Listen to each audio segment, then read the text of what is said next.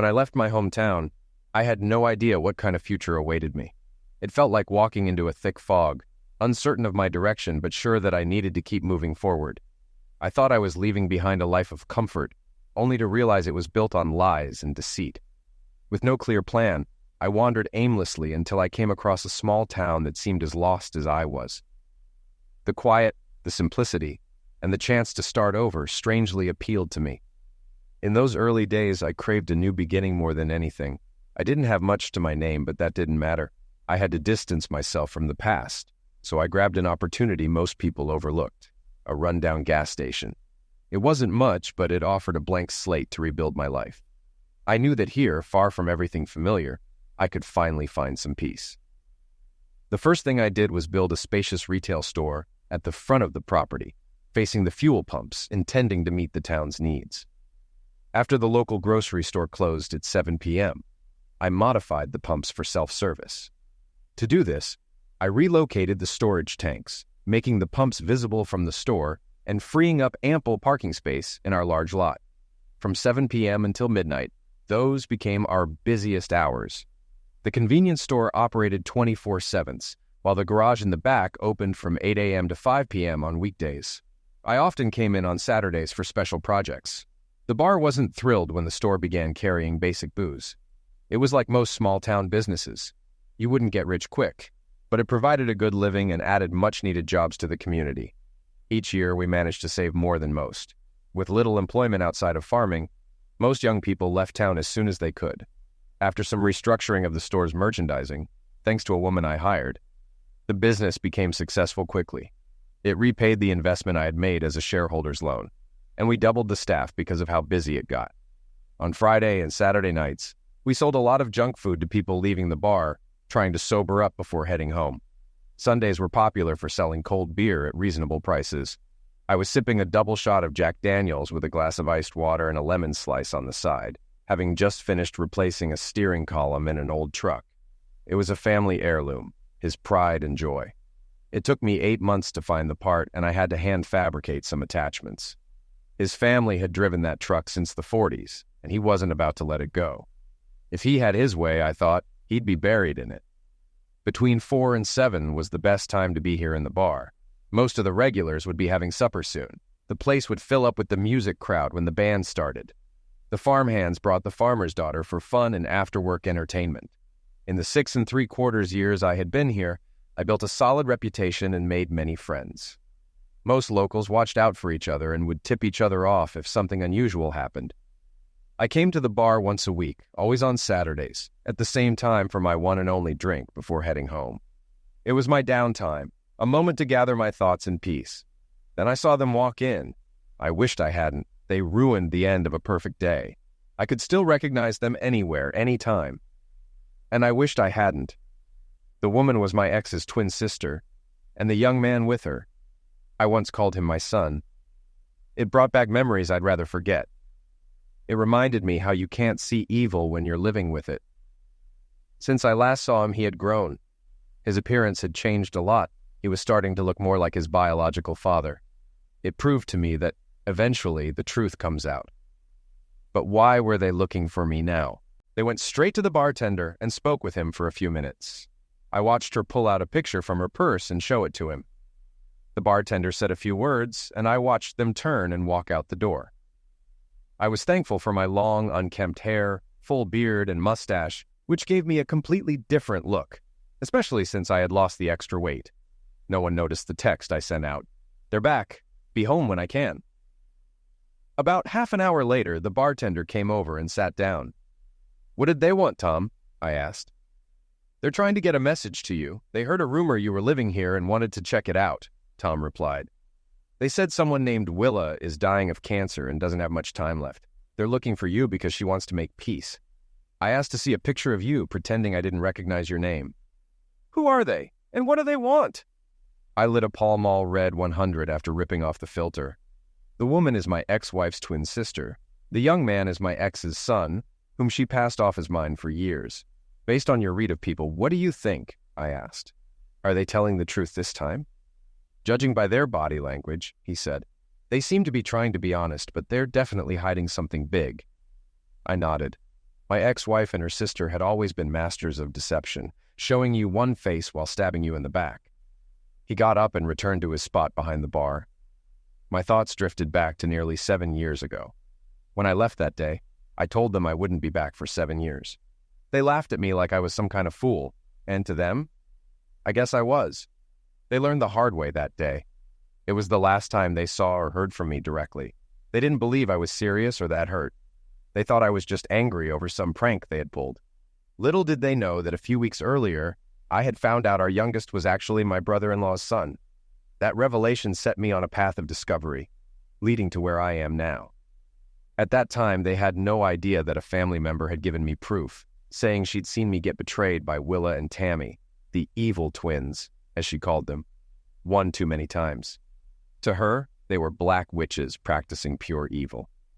Earlier that week, we found a newly acquired insurance policy on me with double indemnity for accidental end of life. If I died by accident, the payout would be $4 million. The Grand Dame warned me to run for my life. When I walked out to my work truck that day, they had no clue it was already packed with everything I wanted from our 16-year marriage. I drove down the driveway, turned right onto the county road, and never looked back. By the time I stopped driving, I was 2 states away. I'll admit, I was partly to blame. I knocked Willa up when she was 16 and I was 18, just finishing high school. My family convinced me to do the right thing, so we got married that summer. Soon after, 2 more kids came along. They were still laughing about what they had done to me. Willa told our daughters, "Your dad will be back once he cools down. He really needs to get a sense of humor." A couple of hours later, my wife saw a sheriff's department vehicle pull up to the front of the house. She went to the door to greet him. "Are you Mrs. Willa Racine?" he asked. "Yes," she replied. "Ma'am, you've just been served," he said. "With what?" she asked, laughing, thinking it was some joke. When she opened the legal envelope, they all learned the hard way just how much I knew. I heard through the Grand Dame that my wife was devastated to find out I had ended our marriage without a second thought. My lawyer and I had listed all our assets and debts. The DNA report showed it all. The affair had lasted for a year. The divorce petition included times, dates, locations, and hotel receipts, even listing the credit card charged. The informant had even provided photos of the couple in action. Tammy, my wife's twin, had played a role too, babysitting our kids so Willa and her lover could carry on their affair. Inside the envelope, at my request, was a sealed letter.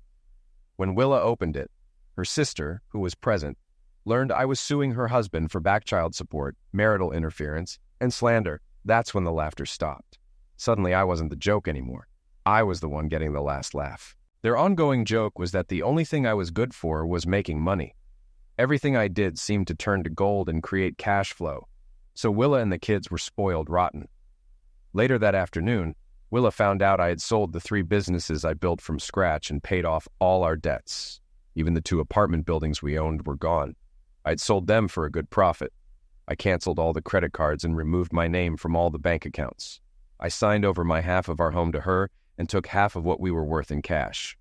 All that remained was for her to agree to the divorce. By doing that, I cut our cash flow from about $10,000 a month to 0. Sadly for Willa's sister, she also learned the cost of using me. My lawyer took them for everything they had before they got divorced because of the damage I had caused. He froze their assets before they were even served.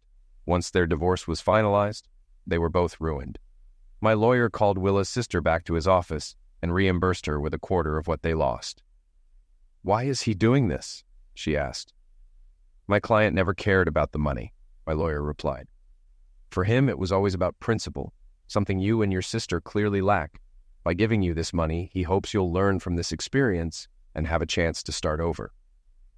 Willa refused to finalize the divorce until she spoke to me in person, so we remained legally separated. I had no desire to speak to someone who had lied to me for years.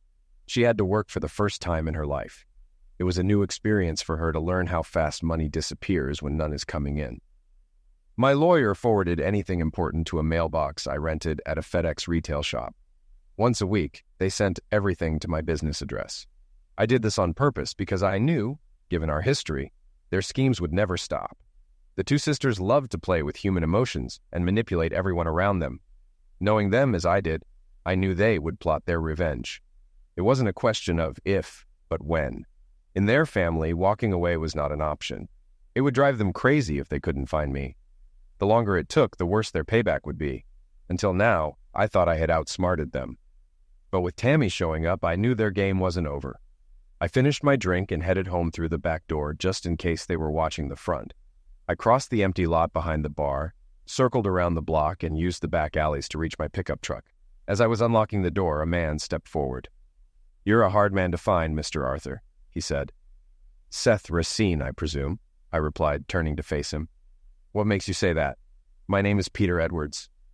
"Your eldest daughter, Connie, is my wife," he said. "Well, that could be a blessing or a curse for you," I replied, "depending on how much she takes after her mother. So why are you here, and what do you want?" "I came looking for you," he said. "There are some things from the past that need settling." "They would be if your mother-in-law would just sign the divorce papers," I replied. "What divorce papers?" Peter asked, looking genuinely surprised. I told him to get in his car and follow me. A few minutes later, we left the main drag of town, turned right, and drove about a mile before making a left turn into a long driveway.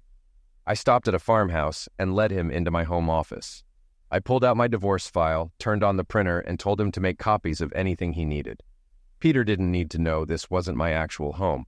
I had built it for the grand dame, hoping she'd one day want to move from her paradise.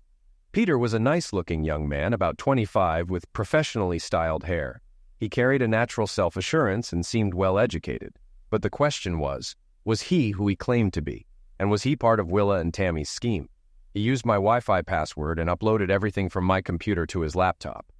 As he sifted through the documents, he focused on the sheriff's department report Willa had signed the day she was served. The only thing he printed was the letter from Willa's lawyer to mine, which contradicted something he had believed.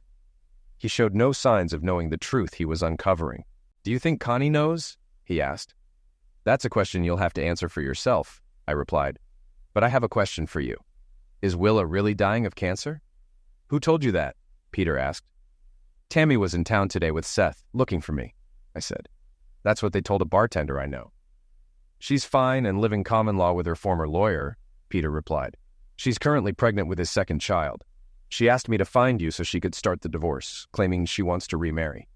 He pulled out his cell phone and called his wife. I could hear her voice in the background. He then turned on the speaker so I could hear the conversation. "Connie, did you know that your mother lied about the divorce not being started?"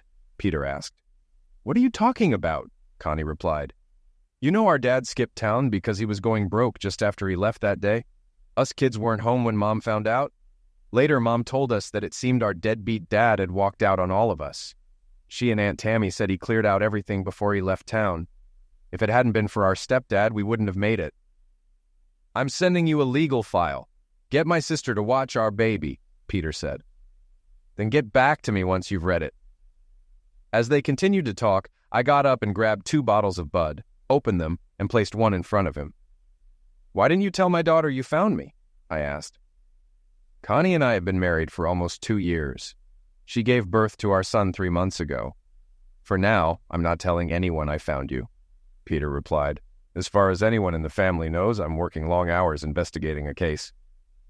He opened his wallet and showed me his badge, proving he was a police officer with the Paradise Police Department.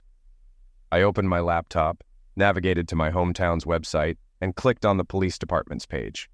It confirmed he was telling the truth.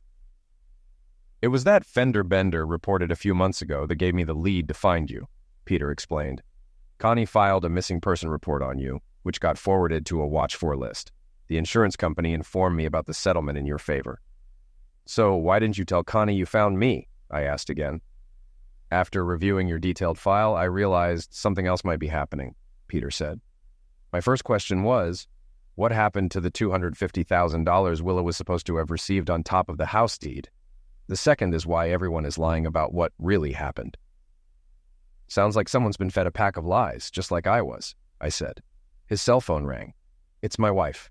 I'll put this on speaker," Pete said. "So, keep quiet." "Hi, dear," Connie said. "Where did you get all of this? Is it real? If it is, we've all been lied to for years. Seth has no clue about his true parentage, just like I didn't. My sister Karen is going to be shocked. Mom always defended our dad so much that they're no longer speaking. This paints a different story from the lies we've been told. It looks like Mom and Aunt Tammy left Dad no choice. They've been playing with his life behind his back for years. And what's worse, the divorce isn't finalized because Mom won't sign off on it. Makes me wonder what's really going on. It's real. I got the information directly from your father's lawyer's widow. I had to go out of state to find it. It seems her husband kept duplicate records on his home computer, Peter said. Thankfully he did. The files show that your mother was served the divorce papers the same day your dad left. I scribbled a note. Tell Connie to speak with her great-aunt Josie if she's still around. Peter nodded in agreement. Pete, finding my father is now more important, Connie said. At the very least, to get the divorce finalized for him. He deserves to be free from my mother and her schemes. What happened to the money she got? If she owned the house, why did she have to sell it? The more I look at these facts, the more I ask, what the hell was going on? And why was she planning to sue him for desertion once she found him? I have an idea. Have my sister watch our son a little longer. You go see Aunt Josie and tell her what we've discovered. Maybe it'll make her open up, Peter suggested. For now, let's keep this between us because there might be a strong case of fraud here. The real question is, why? Your mother has slandered your father for years. This is something I need to discuss with the district attorney. That $250,000 cash vanished after it left your father's lawyer's hands. One last thing. Don't even tell your sister, not yet. If the DA decides to investigate, it's better that no one knows anything.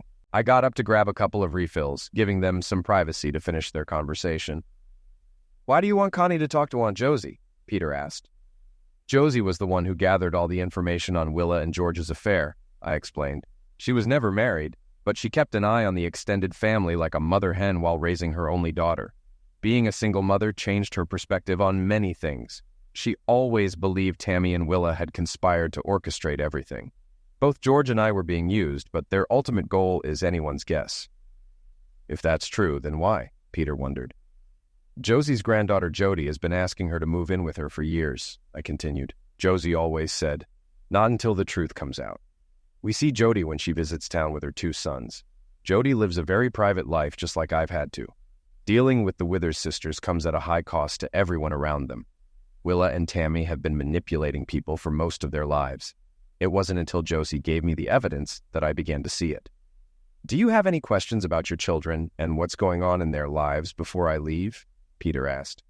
No, not until I'm convinced you are who you say you are, I replied. Given the family history, this could be another part of their game, and you might be following their instructions. You should look into my lawyer's sudden end of life. If she plans to sue me, what makes her so sure she can win? Peter went pale, realizing the kind of people he had married into. For the first time, we decided to trust each other enough to exchange phone numbers. He promised to keep me informed if he learned anything new. I stood up, walked him to the door, and shook his hand as we said goodbye. Once he left, I cleaned up and locked the place down. I took the long way home, making sure I wasn't followed, giving me time to think things over. My life had improved greatly since leaving the past behind. Did I really want to dig it all up again? Could Willa and Tammy be plotting some long-term revenge just to get the upper hand? Knowing them as I did, I knew I had to be prepared for whatever was coming. If they had run out of money, they'd do anything driven by greed to get more. As soon as I walked through the door, 2 little munchkins clung to my legs. I bent down and picked up my 2 little ones. At 3 and 4, they were the apples of my eye, just like their mother. Go wash up! Dinner's almost ready! My common-law wife, Jody, called out. I gladly obliged. During dinner, I told her everything that had happened since closing the shop. I never could have imagined how much my life would change when I left Paradise for good. Almost 7 years ago, when I left town, I had promised Josie, Jody's grandmother, that I'd stay in touch, and I did. I made it a habit to call her every other Sunday. It had been 1.25 years to the day when she called me, needing my help. Her granddaughter was in a troubled marriage and needed a safe place to start over. Jody was 10 years younger than me back then and had no children. I didn't know much about her since she lived on an army base out of state. But I owed Josie and was glad to repay her for everything she'd done for me. It took me a week to find a 2-bedroom apartment and partially furnish it for Jody. Finding a place in a small town is almost impossible. But I managed it thanks to a friend of a friend. On the night I went to pick Jody up, she quit her job, emptied her bank accounts, and packed her belongings. Her husband was going to be served as soon as he returned from his latest military assignment, a 2-week intensive training exercise simulating real battle conditions. He would be away from home for the duration. It was around 8 in the evening when I arrived at her address with the U-Haul truck I'd rented for the one-way trip. I had flown in discreetly, without anyone knowing. With the help of a few of her neighbors and friends, we loaded what she wanted into the back of the truck. I was in and out of her town in under 4 hours. When people asked where I was from, I refused to answer, simply saying, "For now, it's best that no one knows." Jody and I began to get acquainted during the drive back. It was the middle of the night when her grandmother called. I smiled when Jody answered, "Yes, Grandma, he picked me up. You could have warned me that he looked like a wild bushman who might clean up nicely if he put in the effort." The next day, Josie contacted Jody's lawyer, arranging for all legal documents and communications to be sent to my FedEx mailbox. Jody had warned us that her soon-to-be ex-husband would likely cause trouble. I took proactive steps to protect her. In time, we would both realize I was right to be cautious. Once Jody settled in, she took over managing my convenience store. Within weeks, she showed me that it truly needed a proper manager. It turned out to be one of the best decisions I ever made. She had a natural talent for it. The changes she implemented with my approval significantly improved the store's success. She put customer needs first, and her warm personality attracted new business. She worked closely with each staff member, assigning responsibilities and setting up codes of conduct. This turned the operation into a smooth-running business with no staff issues. Josie had to file a restraining order against Jody's ex due to his ongoing verbal threats. His actions after Jody left led to his dishonorable discharge, forcing him to move back to my old hometown, thinking that's where his former wife would be. Being new in a small town made Jody the center of attention, and to fend off unwanted advances from single men, she kept wearing her diamond ring. It provided her with some protection and gave her time to adjust to her new life. Within a few weeks, Jody was handling all the banking and catching up on the bookkeeping. She was accepted by everyone because I had introduced her to the community. Jody was beautiful in every way, but it was her honesty and personality that stood out to me. She quickly sized people up. With her long, straight black hair pinned back, she had a warmth that made her perfect for cold winter nights. I thought she would be a keeper for whoever she eventually fell in love with. When people asked who the lucky man was, she'd reply, "I'm sure you can figure that out for yourself." That simple answer sparked rumors. Soon, everyone believed we had met online, and she became known as Art's future mail-order bride. On Saturdays, since I worked alone, she started bringing me a lunchbox. I'm the type to get so engrossed in work that I forget to eat, and as a result, I had lost a lot of weight. During this time, our relationship began to grow. Within weeks, people assumed we were a couple. If one of us was invited somewhere, they automatically assumed the other would be coming along. Neither of us had been looking for a relationship, but we naturally fell into one. Josie kept us updated on things back home, and we found it amusing when we heard Jody's ex was in a friends with benefits situation with Tammy. The day Jody finalized her divorce was the day we took our relationship to the next level. We spent the night celebrating at the local watering hole with friends. While dancing a slow dance under the dimmed lights, we shared our first kiss. 6 months later, we moved in together. While the kids were bathing and getting ready for bed, I placed the small bathroom wastebasket in the sink and shaved my beard and mustache down to stubble. My children watched in awe. I took the bowl and brush Jody had bought me for Christmas, lathered up my face, and then did the same to them, much to their delight. Jody walked in just as I began to shave, her blue eyes sparkling in surprise. Our 2 little boys' faces were lathered up too. All 3 of them watched as I finished what I'd started. "Looks like Daddy's going to look like you with a clean face," Jody teased. "Should I cut his hair too?" The kids shouted yes. I laughed and said I could get the barber to do it on Monday. "No, I'm going to do it myself before you change your mind," Jody declared. After drying and dressing the kids for bed, they sat at the kitchen table watching their mom cut my hair.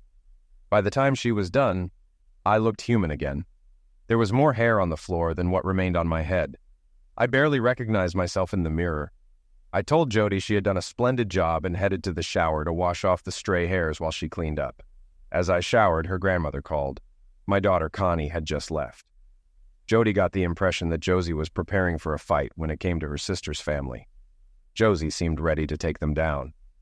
Connie left her great-aunt's place with the knowledge that each of my 3 children was supposed to receive an annuity of $600 a month in lieu of child support, which I had set up through Mutual Life. None of them had ever received a cent. It turned into a wild night. If I had known shaving and cutting my hair would turn Jody on the way it did, I would have done it much sooner. For the next week, I had to endure jokes from everyone who knew us, like, "Who are you? And what did you do?" People asked Jody if she had to blackmail me to make me join the normal side of society. Jody, ever the jokester, replied, "I promised to force him to take a bath at least 3 times a week."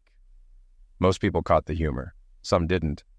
It was interesting to learn how things were going back in paradise when people believed they were above it all.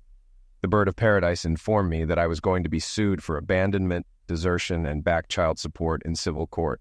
Jody and I found this hilarious. They thought that if they got a judgment, they could hire a collection service to track me down.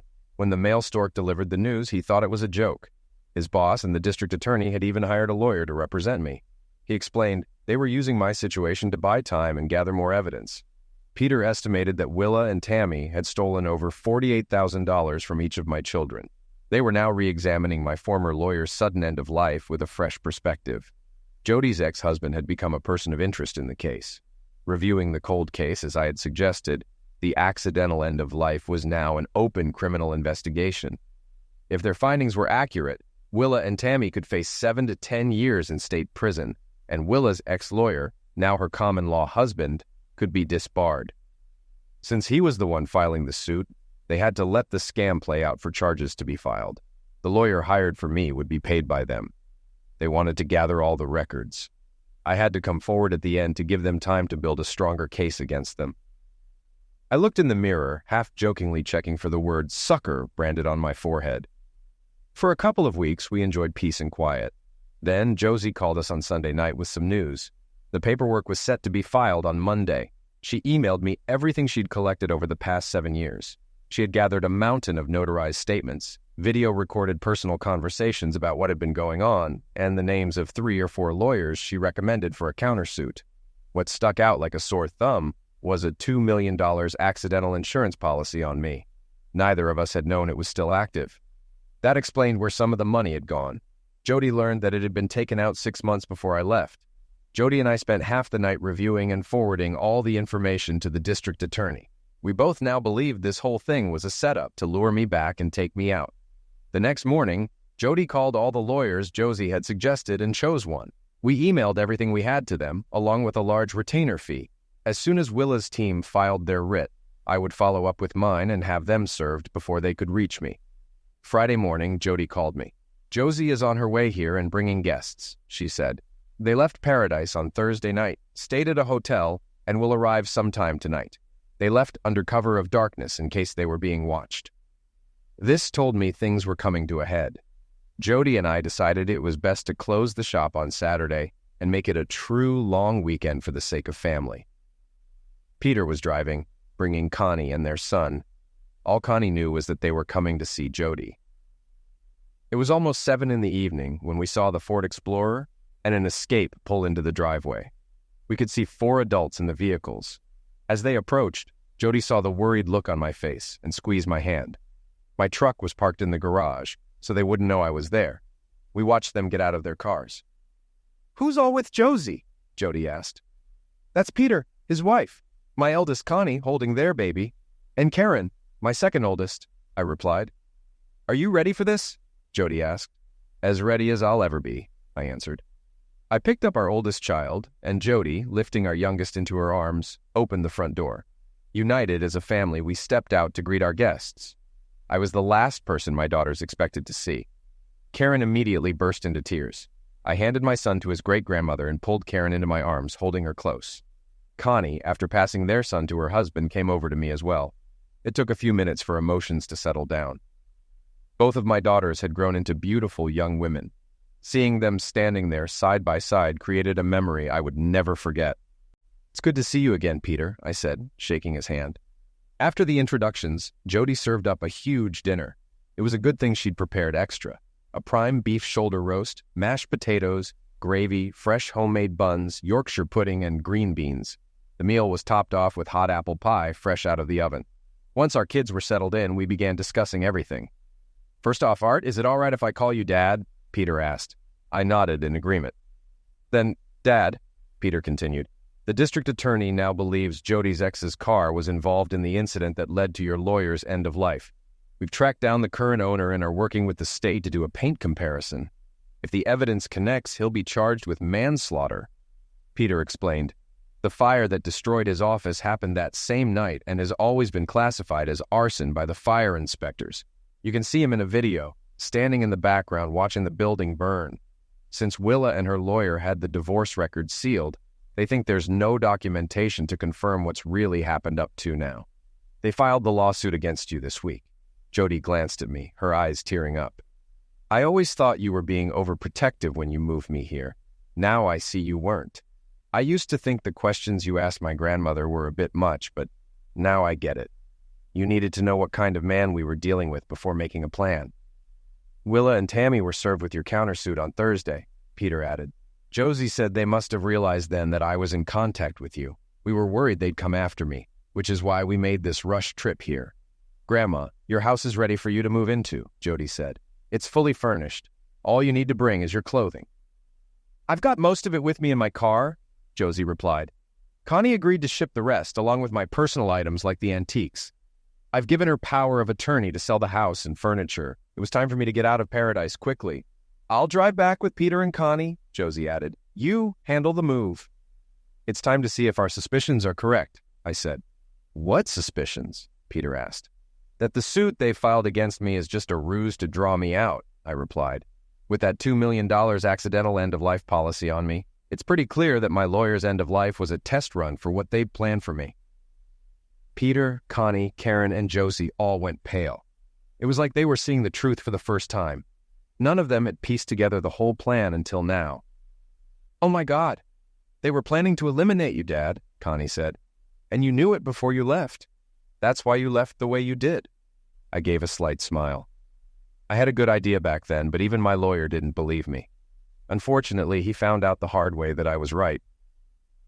Peter excused himself to make some important phone calls, giving my daughters, Jody and me, a chance to catch up. Jody pulled out pictures of how I looked when we first met. Both of my daughters admitted that they wouldn't have recognized me. When Peter returned, the room went quiet. Willa is going to be taken into custody the day after the holiday. We can hold her for 48 hours before pressing charges, Peter explained. She'll be charged with 3 counts of grand theft for stealing the annuity from her children. We'll slow things down to delay her bail hearing for a few days, he continued. Dad, if you can fly in on Wednesday and rent a U-Haul to drive into town, stop at a few of your old haunts to make yourself seen. If anyone asks what you're doing, say you're here to pack up Josie's belongings, Peter suggested. That way Willa will have to communicate through the city jail.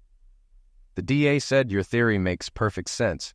Until you mentioned it, we couldn't connect the dots. When you arrive at Josie's house, we'll provide police protection until everything plays out. So, you're saying that my children's father is the bait you need to lure my cousins out? Jody asked. What assurances can you give me that I won't get a call telling me I'm a widow before we even get married? I looked at Jody. She saw the look on my face and sighed. Damn, you're going to do this no matter what I think. That's one thing about Jody. She knew me better than I knew myself. Jody, Art has always been this way, Josie said. That's why I called him to help you when you'd had enough of your ex's nonsense. Art would never ask anyone to do something he wouldn't do himself. He wants all of us free of those witches for good. If this is what it takes, then to him, it's worth it. Graham, I'm just scared that Art is going back into the lion's den, Jody said with a slight smile. Josie responded, If Art were a boxer, he'd be a world champion. No one thinks faster on their feet than he does. That's his advantage over those witches. Everything he does will throw them off their game. And remember, Willa and Tammy have no idea that Art knows anything. Ladies, relax. I'll be under Peter's watch, I said. And if anything happens to me, remember he'll have to answer to Connie, who was my daughter. Peter wisely stayed silent, just nodding his head. He knew how dangerous this could be for me. When I returned to Paradise later, Peter and I had a chance to talk while the 4 women engaged in a deep discussion about everything that was unfolding. Peter continued. The DA thinks Jody's ex will make his move shortly after he hears you're back in town. He'll find out that it was you who helped Jody get out of that awful marriage, and he's going to be furious. That information will come from Willa, Peter explained. who'll be fed that story by an informant we'll plant in the city jail early Thursday morning. The real question is, I said, if he gets caught in the act, will he spill everything to save himself? We dug into his military past, Peter said. Every time he was caught, he admitted to it and took responsibility. He's a follower, not a leader, so I'm betting he'll fold pretty easily. The only reason he's involved with Willa and Tammy is because he's easy to manipulate. As I passed the Welcome to Paradise, a Sanctuary City, population 34,823 inches sign, it hit me that the city council had decided the laws of the United States didn't apply here. It felt like the Wild West, where justice depended on what the locals wanted the police to do. Law-abiding citizens were often targeted, while others got a free pass. They called it the progressive way, but it was really the working class paying for everyone else's sins. Not much had changed in the nearly 7 years since I left. Except for the newly paved main drag, everything else looked the same. If I wanted to get noticed, my first stop had to be one of my old hangouts, if it still existed. Thankfully, Bob's and Betty's Burger Bar was still standing, just with a fresh coat of paint. I pulled into the parking lot, stepped out of the U-Haul, and headed to the entrance at 11:15 a.m., just before the weekday lunch rush. I was counting on the fact that, as a former businessman, my face would be recognized. We wanted the word to spread quickly that I was back. After taking a seat and glancing at the menu, I noticed a few people looking my way and several phones in use. The waitress came over with my coffee and cream and asked if I was ready to order. "Is the Wednesday special of meatloaf, baked beans, and garlic mashed potatoes still available?" I asked. "How do you know about that?" she replied. "It's a regulars-only special and not advertised." "Tell Jack that Art wants brown gravy and a few fried onions on the meatloaf," I said. She looked at me like I was nuts. "Never mind, I'll tell him myself," I said, standing up. I pushed through the swinging doors into the kitchen, with the waitress trailing behind, and shouted out my lunch order. Jack turned, grinning. "You stupid son of a witch," he said. "You're a few weeks early. Welcome back, old friend." "Susan, bring Art's coffee in here," Jack called out. "Let's catch up while he eats at the end of the prep table."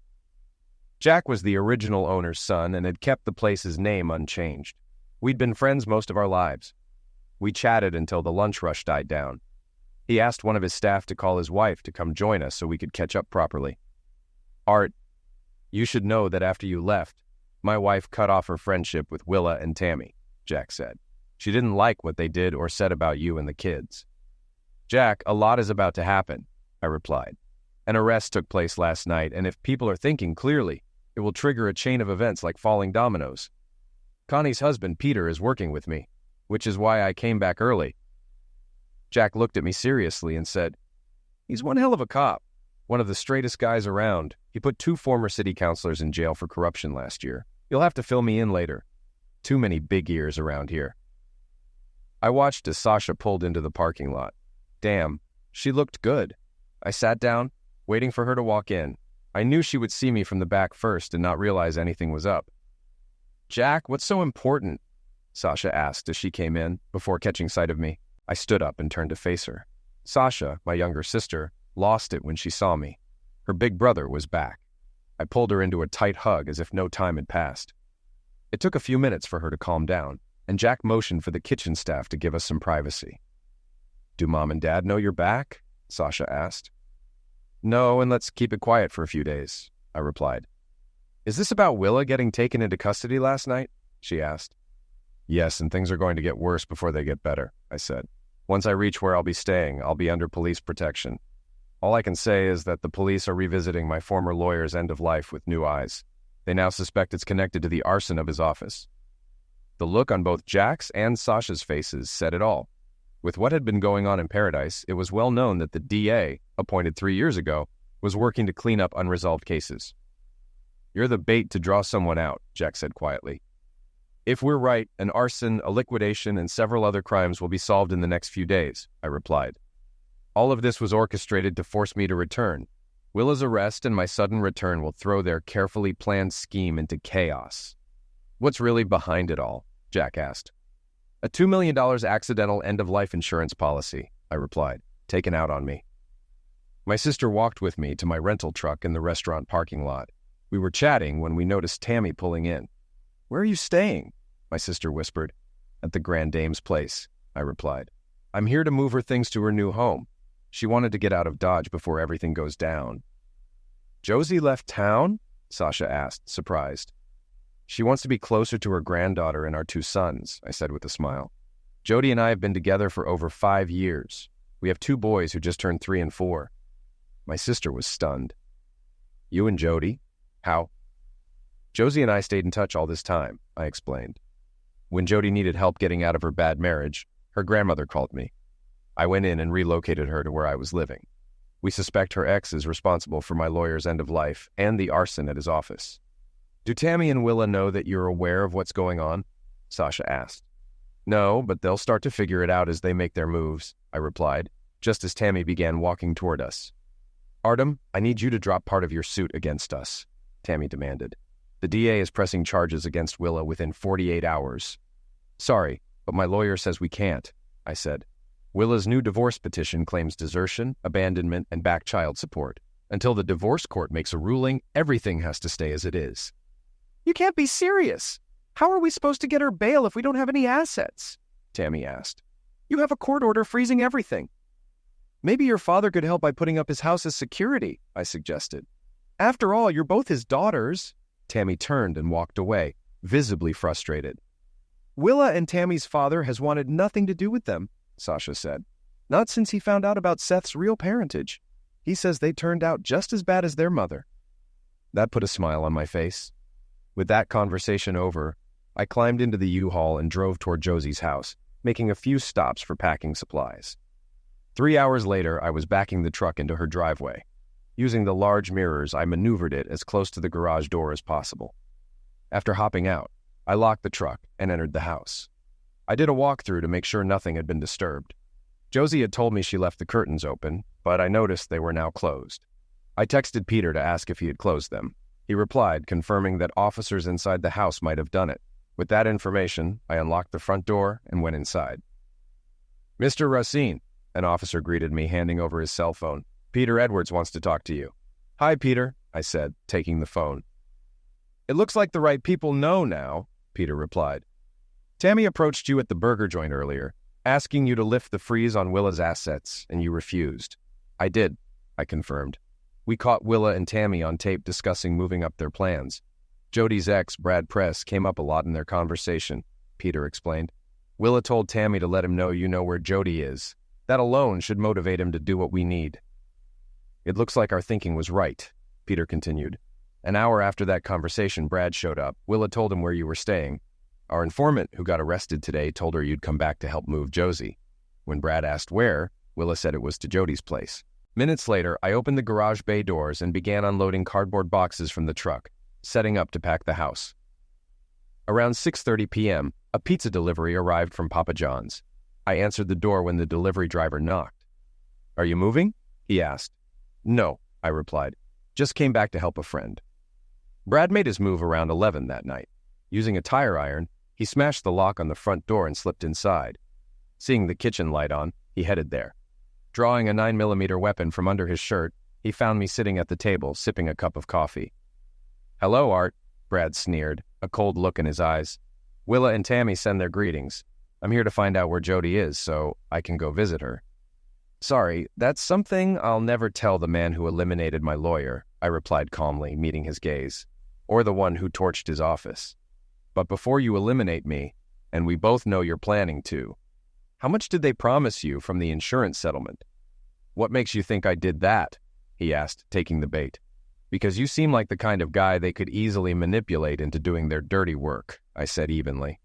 So, how much of the $4 million accidental end-of-life policy on me did they promise you? $4 million, Brad stammered, his face going pale. They told me it was only $750,000. I chuckled. Did you know that Seth is actually Tammy's first husband's son? His face turned even whiter. You see, both George and I were manipulated and used by the twins for years, I continued. While working on my divorce, my lawyers sued George and Tammy for everything they had. Brad's jaw tightened. That's how I knew Willa's lawsuit against me for desertion and back child support was a scam, I said. The divorce was already settled. It just needed her signature to be finalized. She needed to lure me back, and that's when I pieced it all together. You're just their latest pawn. So think, What are they planning for you? My divorce only delayed their scheme to eliminate me. By taking out my lawyer, you brought their original plan back into play. You have the power to put them away for years, I continued. Knowing them as we do, what does your gut tell you? It's hard to watch someone realize that as soon as they're no longer useful, they'll be discarded. Either way, I'm screwed, Brad muttered. Making your lawyer crash into a tree at 70 miles an hour is manslaughter. Eliminating you would mean life. Manslaughter could get you 5 to 10, I replied, but liquidation is a life sentence. If I'm dead, they'll claim you acted out of rage because of Jody and had no idea what you were going to do. They set you up as the fall guy because most accidental end-of-life policies don't cover liquidation. If you were in my shoes, what would you do? Brad hesitated, then asked quietly, "What would you do?" "Take the lesser sentence," I said. "Turn state's evidence and hope your cooperation counts for something. That way you get back at the ones who were probably planning to take you out with an overdose." I paused. After all, they must know it was your pill use that got you dishonorably discharged. Brad slowly placed the weapon on the table. "Call the cops," he said. "Brad, turn around," I told him. "They're already behind you." Connie watched her husband talking on the phone, wondering what was happening. Peter had told her that her father was at Josie's house. The late-night call had woken them both. While Peter talked, Connie put the kettle on for some hot chocolate. Peter was smiling when he hung up. "Your father surprised us all tonight," he said. "Brad broke in to eliminate him and wanted information about Jody. Your dad talked him down and got him to confess to everything. The undercover officers recorded it all on video." Connie was stunned. "How did my dad manage that?" "He told Brad some key facts, like the truth about Seth's parentage," Peter explained. "I think your father convincing Brad that the insurance wouldn't pay out for liquidation was the turning point. Even I'm not sure if that's true, but it planted enough doubt for Brad to choose a lesser crime over life without parole. Aunt Josie always said my dad thinks fast on his feet, but I never expected this," Connie replied. "What does this mean for my mom and my sister?" "If Brad agrees to testify in court against them, both Willa and Tammy will be charged with arson, manslaughter, and attempted liquidation of your father," Peter said. Connie picked up her phone and called Jody to fill her in. They made plans quickly. Josie would watch the kids for a couple of days while Jody flew in. Connie would pick her up from the airport once she got a text with the arrival time. After ending the call, she reached out to her sister to explain the situation. By this time, Peter was dressed and headed to the station to get a signed statement from Brad before the night ended. After he left, Connie realized she was too excited to sleep. It was after 8 in the morning when I finally woke up. The first thing I did was call Jack to fix the front door. He said he knew someone, and within half an hour, they arrived. The front door was replaced, new trim added, and a new lock installed. Just as the repairman was finishing up, Connie pulled in with Jody. Jody jumped out of the car and ran toward me, tears streaming down her face. I realized then how much stress I had put her through over the past few days. "Brad was taken into custody last night," I told her. "He surrendered to the officers here. I was never really in danger." "If that's true, why didn't you call me?" Jody asked, her voice tight with emotion. "Why did I have to hear it from Connie?" "It was nearly 2 in the morning when the police wrapped things up," I replied honestly. "I planned to call you today." I pulled my wife into a tight embrace and said, "I promise I'll never put myself in that kind of danger again." Once the repairman finished, we locked up and brought Jody's luggage inside before heading to my brother-in-law's restaurant for breakfast. Karen met us there, along with Sasha and my parents. Jack's staff had to push 2 tables together to fit us all. Jody got a proper family welcome from everyone. Breakfast was more than generous. Jack was so excited about recent events that he served everything. My parents were overjoyed to learn that Jody and I had 2 sons named Carson and Hunter, after my grandfathers. They looked through every picture Jody had of our children on her phone. My daughters shared their story about bringing Josie out and finding me. We were still catching up when Peter arrived, looking exhausted. "Willa and Tammy are both in custody now," Peter said. "Brad confessed to everything, including his plan to eliminate Dad. He'll be charged with arson and manslaughter after testifying against the witches. Tammy and Willa face charges of grand theft, conspiracy to commit liquidation, and fraud. The DA is currently meeting with the divorce judge who handled Dad's case to expedite your divorce." "Peter, are you saying Art and I can finally get married?" Jody asked, trying to process it all. The DA brought the paperwork and Dad's divorce file to the judge, Peter explained. He's hoping the judge will waive Willa's signature and the waiting period to grant the divorce. Jody, I said, I guess it's time I get you a proper wedding ring and make the proposal. Everyone laughed at my comment. Jody had tears in her eyes. She had always believed we'd marry, but didn't expect it to happen so soon. Before we left, Mom and Dad made us promise to come for dinner. We packed up until 5:30, then headed to my parents for a private dinner. They had many questions, and Jody explained how I rescued her from a bad marriage, thanks to her grandmother, and how she got her first job. We were still enjoying their company when Peter and Connie arrived with my finalized divorce certificate. It was a relief to be free. Jody took the chance to brag about our kids and life together. Mom then said, "You should have the wedding before you go back." Dad signaled for Peter and me to join him in the den. "It's been chaotic today," Peter said. "When Tammy was arrested, people started calling with more information. It seems what we knew was just the tip of the iceberg. Even the mayor might be implicated." "What about Willa's common-law husband?" I asked. "He'll probably be disbarred but won't face charges since there's no evidence linking him to the crimes," Peter replied. Later, Peter and I went to the mall where he bought Connie's rings. I picked out a 3-ring set for Jody. When we returned, no one had noticed we were gone. I was on the phone with Josie when Karen showed up with her boyfriend. Everyone gathered in the living room, and Dad had Jody sit in his chair. Sensing something, Mom watched intently. I walked over, knelt down, and proposed to Jody, catching her by surprise. "Of course," she said, tears streaming down her face. "The party is on," Dad declared. "I have years of celebrating to catch up on." That night, Peter had to drive us back to Josie's. It felt like a huge weight had lifted. Friday morning, we picked up the marriage license. Jody fit perfectly into Connie's wedding dress. Jack agreed to be my best man, and Karen became Jody's maid of honor. The DA performed the ceremony. I bought a suit from Macy's, since Jody wouldn't let me marry her in jeans. On Sunday, we exchanged vows in my parents' backyard with family present. Even the twins' father attended. Though we asked for no gifts, my ex-father-in-law handed me an envelope. "This isn't a wedding gift," he said. "It's your inheritance early. The rest goes to your daughters." I pocketed the envelope and forgot about it for the day. Everyone filmed the ceremony and sent it to Aunt Josie. Someone asked about our honeymoon plans. Jody replied, "After settling Grandma into her new home, we're spending a week in Florida and a week in California at Disney with our kids. Family is what got us here." The next day, I gave Jody the envelope. Inside was a bank draft for $100,000 with a note saying, "Thanks for helping Karma set things straight." She tucked it away without telling anyone else. After hugging our daughters and parents, we climbed into the U-Haul, finally free of the past.